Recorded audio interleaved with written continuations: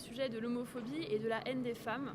Ce que j'observe, et c'est un propos qui n'est pas nouveau chez moi, j'ai développé dans un livre qui s'appelle Laïcité Point que j'ai coécrit, et je l'ai dit dans un discours à l'ONU où je parlais au nom de la France il y a quelques mois.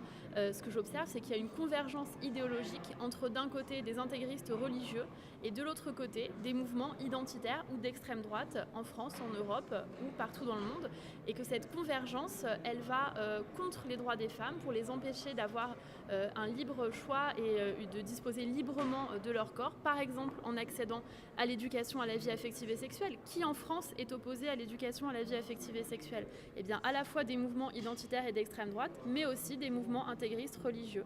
Qui est opposé au fait que les femmes s'habillent librement, y compris avec des tenues, des jupes courtes, des shorts, etc. Et ben, en général, vous retrouvez là-dedans à la fois les intégristes religieux et des mouvements traditionnalistes d'extrême droite. Donc oui, il y a une convergence idéologique entre ces deux courants qui, d'apparence, sont antagonistes, mais qui, en réalité, savent très bien s'unir sur le dos des droits des femmes et également contre les personnes homosexuelles et contre les personnes LGBT, parce que de la même manière, contre le mariage pour tous, qui vous retrouviez, eh bien, vous aviez une convergence entre les intégristes religieux d'une part et les mouvements identitaires d'extrême droite d'autre part. Donc oui, je maintiens très fermement qu'il y a une convergence idéologique entre ces deux mouvements contre les droits des femmes et contre les personnes LGBT. Est-ce que c'est une façon d'exacerber les tensions et le match avec la droite et l'extrême droite pour les européennes? Absolument pas, il n'y a aucun calcul derrière ça, parce que vous verrez que dans l'interview dans laquelle je dis ça, qui est une interview à valeurs actuelles, il y a en revanche des sujets sur lesquels on peut trouver des points de convergence.